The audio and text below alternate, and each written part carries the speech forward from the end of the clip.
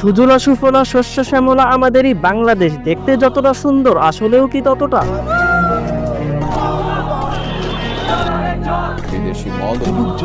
নাকি এই সুন্দরে আদরে লুকিয়ে আছে অন্য এক অন্ধকার দেশ, যেখানে আমরা সবকিছু দেখছি, শুনছি, বুঝছি, কিন্তু শুধু না পারতে থাকছি। Hello WhatsApp brothers, this is Tamim. আমরা যারা ইয়ং জেনারেশন আছি, আমাদের বুঝ হওয়ার পর শুধু একটাই স্বপ্ন, কোন রকম নিজেকে গুছিয়ে বাংলাদেশ ছাড়ো। জাস্ট বিকজ অফ এই দেশের সিস্টেমের সমস্যা, যার প্রতিটি কোণে লুকিয়ে আছে শুধু অনিয়ম আর কারাপশন, আর প্রতিদিন ঘটছে সেই একই ঘটনা। কিন্তু একবার চিন্তা করেন, বাংলাদেশে যদি এত গ্যাঞ্জাম মারামারি নাটক কাহিনী না থাকতো, তাহলে এই দেশ কেমন হতো?